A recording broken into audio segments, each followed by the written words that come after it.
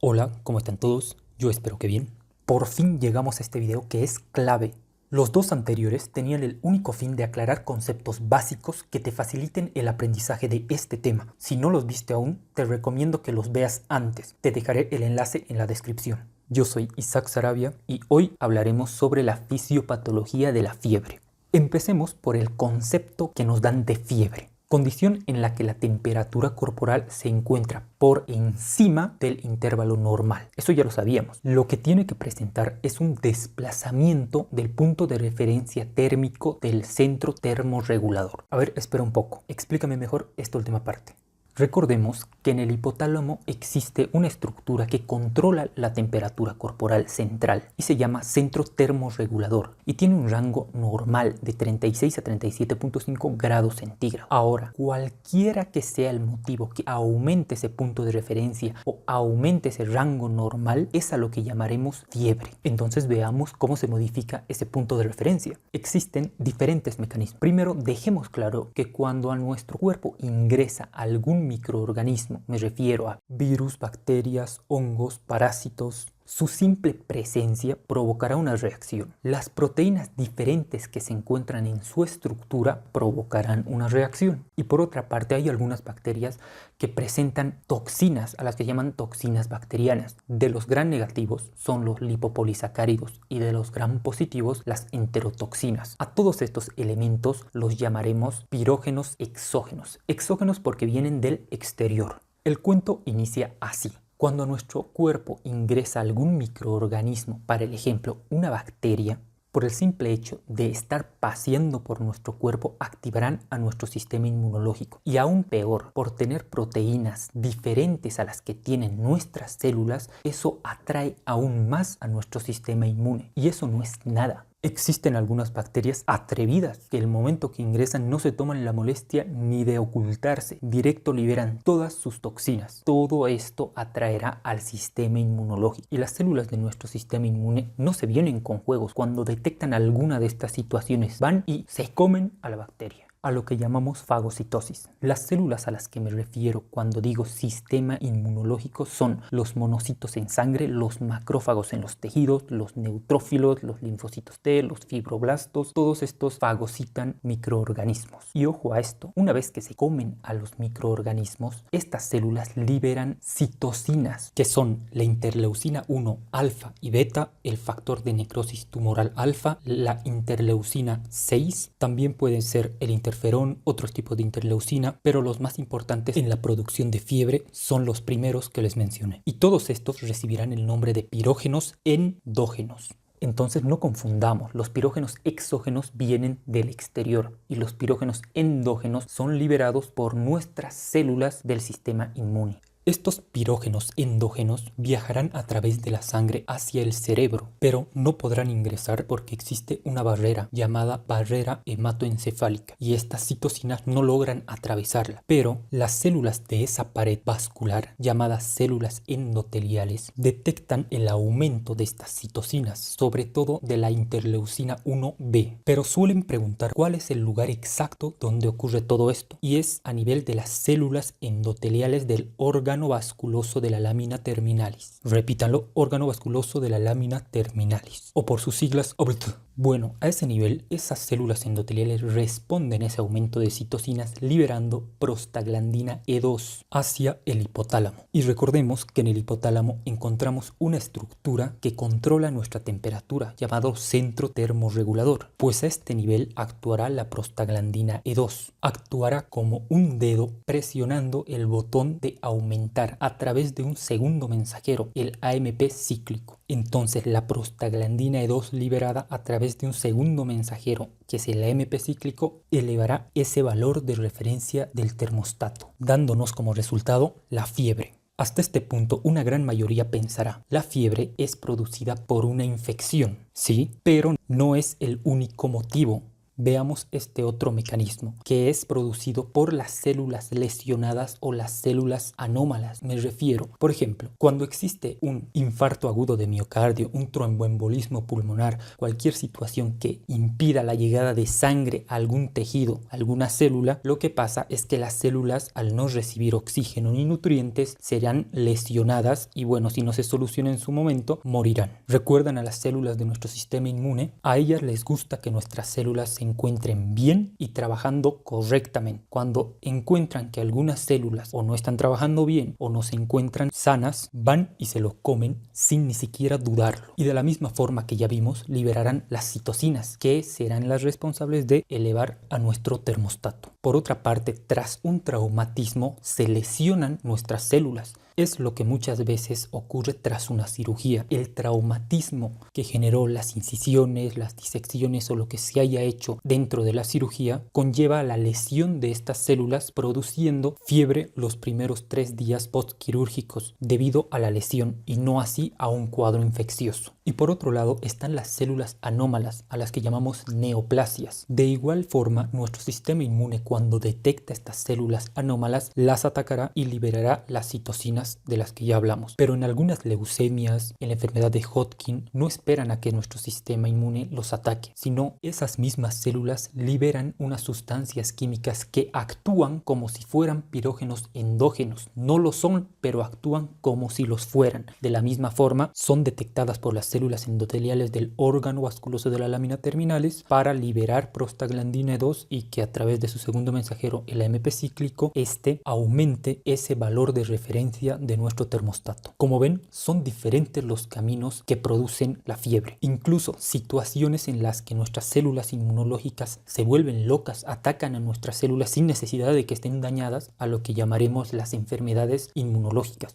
Ahora, todo esto llevemos a la práctica. Cualquiera que haya sido el camino que elevó el valor de referencia de nuestro termostato, por ejemplo, a 40 grados centígrados, nuestro cuerpo reaccionará interpretando que se encuentra muy frío y que tiene que utilizar todos sus mecanismos para elevar su temperatura hasta el nuevo valor, que ahora es 40 grados. Lo primero que verán son esos escalofríos, esos temblores que se dan para aumentar la producción de calor. El sistema nervioso simpático liberará adrenalina, la cual actuará a nivel de los vasos sanguíneos periféricos. ¿Recuerdan esas anastomosis arteriovenosas? Pues a este nivel es que actúan y producen una vasoconstricción, traduciéndose a una palidez de la piel. Y esto lo hacen para evitar que exista una pérdida de calor a través de la piel. Entonces toda esa sangre será llevada hacia las cavidades centrales, teniendo como respuesta una vasodilatación central. Y una vasodilatación a nivel cerebral se traduce en cefalea, que es el dolor de cabeza que sienten. En fin, habrá un aumento de la tasa metabólica celular, lo que se traduce en que nuestras células necesitarán más oxígeno y más nutrientes. Para esto aumentará nuestra frecuencia cardíaca, a lo que llamaremos taquicardia. Aumentará nuestra frecuencia respiratoria, a lo que llamamos taquipnea. Todo esto para que la sangre se oxigene más y esa sangre oxigenada sea enviada de forma más rápida a las células que están demandando energía y oxígeno. Ahora, la prostaglandina E2 no solo es un dedo que anda molestando a nuestro termostato, sino que también molesta a todo nuestro cuerpo, produciendo dolor muscular, dolor articular, incluso dolor a nivel lumbar, a lo que llamaremos mialgias, artralgias y lumbalgias. Y recuerdan a las citocinas de las que hablamos, las que eran liberadas por nuestras células, son mediadoras de inflamación, aumentando el número de glóbulos blancos, a lo que llamamos leucocitosis, produciendo anorexia. ¿Pero por qué anorexia? Porque nuestro cuerpo necesitará energía para defenderse. Si recordarán, para que nuestro aparato digestivo funcione, necesita gran cantidad de energía para la digestión, absorción, almacenamiento. Entonces, en este momento no queremos gastar energía en eso, sino guardar esa energía para las funciones inmunológicas. Y por otra parte, estas interleucinas son las que nos producen ese malestar general. Ahora, en un momento de la fiebre, se produce una sudoración excesiva, una diaforesis, que nos da como resultado una pérdida de líquido. A esto hay que aumentar la taquipnea, ese aumento en la frecuencia respiratoria, que también nos produce una pérdida de líquido a través de la respiración. Entonces, tanto la diaforesis como la taquipnea nos lleva a una deshidratación. Como pueden ver, todo lo que tú podrás observar en un cuadro febril tiene un porqué. Adelantándonos un poco, los fármacos que utilizaremos para disminuir la fiebre, a lo que llamamos antipiréticos, actuarán sobre la prostaglandina E2. Entonces, si se rompe ese dedo que molesta al termostato, no habrá el aumento en el punto de referencia, por ende no habrán esos síntomas que son la respuesta a los mecanismos de producción de calor. Y claro, también disminuirán las mialgias, artralgias, lumbalgias, porque está disminuyendo quien los produce, que es la prostaglandina E2. Ordenemos todo esto. Entonces ya vimos que los microorganismos, las toxinas que liberan algunas bacterias, son los pirógenos exógenos porque vienen del exterior. Entonces cuando ingresan a nuestro cuerpo activan al sistema inmune y el sistema inmune libera los pirógenos endógenos. Pero existe otro camino, el de las células lesionadas o las células anómalas. Y de la misma forma activan a nuestro sistema inmune y liberan los pirógenos endógenos. Y vimos también que enfermedades inmunológicas volvían locas a nuestras células y liberaban los pirógenos endógenos. Ahora, estos pirógenos endógenos viajaban hasta la barrera hematocefálica justo al órgano vasculosum de la lámina terminalis.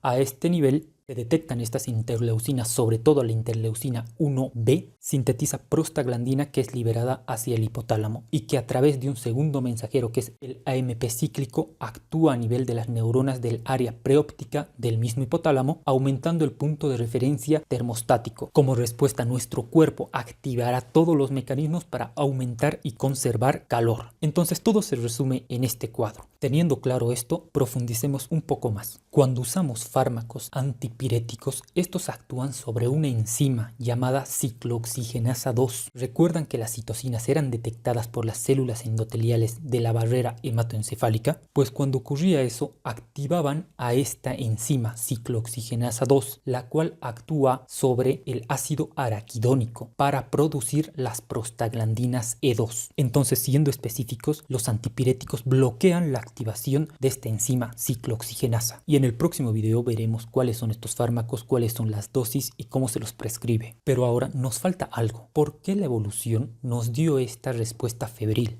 ¿Cuál es el propósito de la fiebre? Y esto llamó aún más la atención. Tras un estudio en el cual se inhibía esta respuesta febril, se vio que en esas personas una simple infección se complicaba, incluso pudiendo llevar hasta la muerte sin un tratamiento. Y sacaron las siguientes conclusiones. Cuando un microorganismo ingresa al cuerpo, la temperatura normal a la que nos encontramos para ellos es un paraíso. Se encuentran tan cómodas que empezarán a reproducirse y a crecer. Pero cuando aumenta nuestra temperatura, a ellos les molesta y les dificulta el poder reproducirse. Por otra parte, se vio que mejoraba la función inmunitaria, aumentando la proliferación de los linfocitos T y muchos otros mecanismos. Pero en fin, se vio que la fiebre no era dañina, solo cuando no excedía los 40 grados. Por encima de los 40 grados se vio que existe más perjuicios que beneficios. Incluso por encima de los 42.2 grados se vio que ya existe un daño celular, una destrucción celular. Y una destrucción celular produce acidosis, hiperpotasemia. Tengan claro que dentro de la célula el nivel de potasio es elevado, entonces cuando se rompe todo ese potasio es liberado hacia el intersticio y con el potasio no juguemos porque en un momento puede causar la muerte.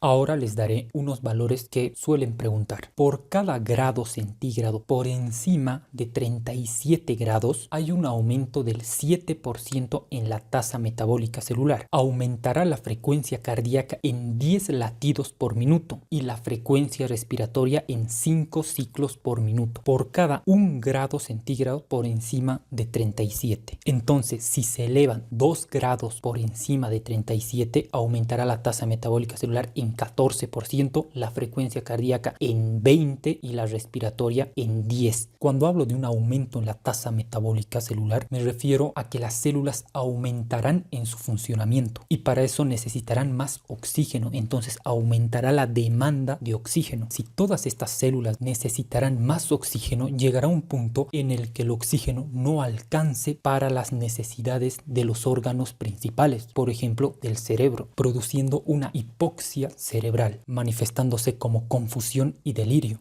Y se vio que esto pasaba mayormente cuando se superaba los 40 grados centígrados. Esto en una persona joven, pero en un adulto mayor se vio que con valores no tan altos como 38.5 ya se manifestaba una hipoxia cerebral. Entonces hay que estar muy atentos con estas personas cuando presenten confusión, falta de coordinación, agitación. Todo esto nos dice que está sufriendo una hipoxia cerebral sin necesariamente tener una temperatura muy elevada.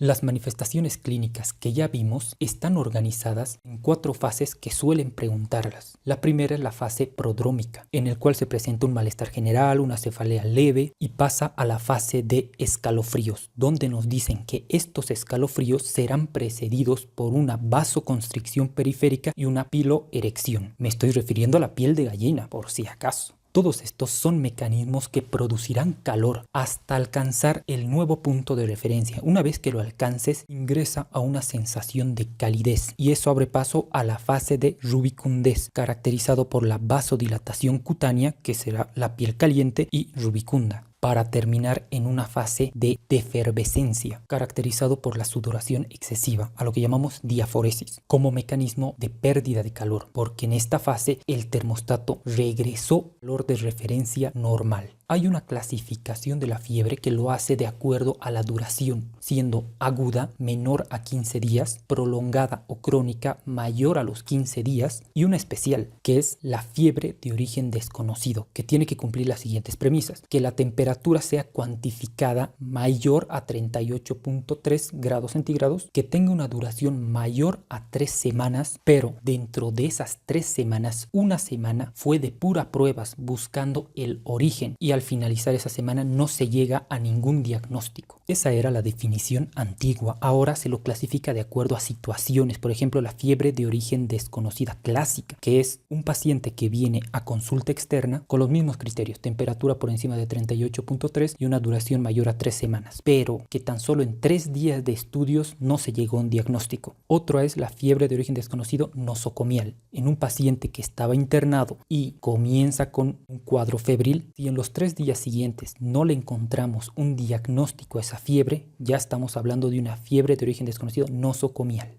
Hay otras situaciones asociadas a neutropenia, que son en pacientes que tienen neutrófilos por debajo de 500 por microlitro, otros asociados al virus de la inmunodeficiencia humana, que es otro mundo. Entonces, para finalizar, ¿recuerdan esta definición de fiebre? Condición en que la temperatura corporal se encuentra por encima del intervalo normal. Si ven la definición de hipertermia, es la misma. Condición en la que la temperatura corporal se encuentra por encima del intervalo normal. ¿Cuál es la diferencia ahora? La fiebre viene con un desplazamiento del punto de referencia térmico del centro termorregulador, todo lo que estuvimos hablando, mientras que la hipertermia sin desplazamiento del punto de referencia térmico del centro termorregulador. Entonces la hipertermia estará dado por 3 factores: un ambiente excesivamente caliente, por ejemplo, salir un día muy caluroso a mediodía y estar mucho tiempo bajo el sol directo. Otra es un aumento en la producción de calor, y no por órdenes de nuestro termostato, sino por otras situaciones, por ejemplo, contracciones musculares involuntarias o incluso el uso de algunos fármacos como las hormonas tiroideas exógenas, que aumentan el metabolismo y por ende la producción de calor. Y el último es que nuestros mecanismos de disipación de calor sean ineficaces, sobre todo por el uso de algunos fármacos. Si recuerdan, la diaforesis es controlada por el sistema nervioso simpático a través de su neurotransmisor acetilcolina.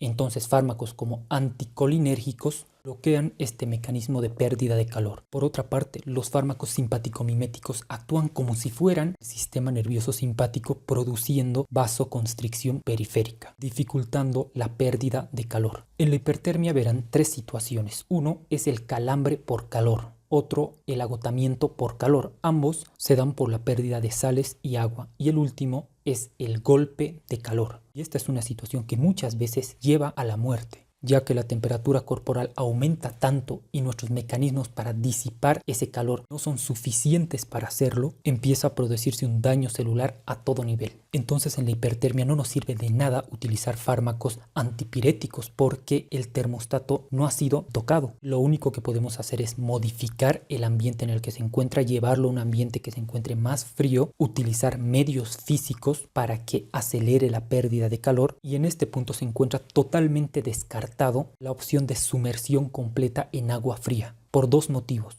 Contacto directo a un elemento muy frío producirá una vasoconstricción, entonces nos dificulta aún más la pérdida de calor. Y por otro lado, recuerden que el hipotálamo tiene receptores periféricos. Si estos son estimulados, mandan una señal interpretada como si se encontrara en un ambiente muy frío. Como respuesta, ahora sí el hipotálamo empezará a mandar señales de producción de calor, aumentando aún más la hipertermia. Entonces hay que tener mucho cuidado en el uso de los medios físicos para bajar el calor, siendo solo un poco más fríos que la temperatura corporal. Y es muy importante la hidratación, reponiendo todo ese líquido que fue eliminado forma de sudor. Y por supuesto, si hay algún fármaco que esté contribuyendo a esta hipertermia, por ejemplo la levotiroxina, que es la hormona tiroidea externa, los anticolinérgicos que afectan la diaforesis o los simpaticomiméticos que actúan sobre los vasos sanguíneos periféricos produciéndonos una vasoconstricción, todos estos fármacos dificultan la pérdida de calor, así que si se encontraran presentes debemos suspenderlos. Y esos son los pasos que podríamos seguir para el tratamiento de la hipertermia. Ahora no les mentiré, esto sí será lo último. La hipertermia maligna es un trastorno genético autosómico dominante que produce una liberación indiscriminada de calcio a nivel intracelular. Me refiero a los músculos, al retículo sarcoplásmico, dándonos como resultado una contracción musculoesquelética descontrolada, la cual nos llevará a un estado de hipermetabolismo y una gran producción de temperatura corporal. Ahora, ¿cuándo ocurre esto? Una gran mayoría como respuesta a ciertos anestésicos, sobre todo halogenados como el alotano o algún relajante muscular despolarizante como la succinilcolina. Entonces esta situación puede ocurrir en un ambiente quirúrgico, pero ese no será el único motivo. También se desencadenaba en situaciones de estrés, tras un traumatismo, una infección, incluso haciendo un ejercicio intenso. Era suficiente para desencadenar esa respuesta anómala. Entonces, si nos encontramos en una cirugía, que es donde podemos ver esta situación, lo que debemos hacer es disminuir la temperatura a través de medios físicos, teniendo especial cuidado en evitar esa contracción vascular periférica de la que ya hablamos. Tenemos que estar preparados con un apoyo cardiovascular y el fármaco que utilizaremos será un relajante muscular que bloquee la liberación de calcio, que es el dantroleno. Como ven, temas tan simples como estos tienen varios matices por detrás y es necesario tener claro esos conceptos básicos para poder diferenciarlo de forma rápida en nuestra práctica médica. Si les gustó este video o aprendieron algo nuevo, regálenme un me gusta, un like, como quieran, y suscríbanse para que sepan cuándo suba el siguiente video, que será totalmente práctico, donde veremos qué fármacos se utilizan para la fiebre, cómo se dosifica, cómo se prescribe y algunos casos de la vida real donde se aplica todo esto. Como ven, serán cosas muy aplicables a nuestro día a día en la práctica médica. Si quieres, comparte este video con alguna amiga o amigo que también esté en el área de salud y así nos facilitamos la vida a todos. Nos vemos en el siguiente video.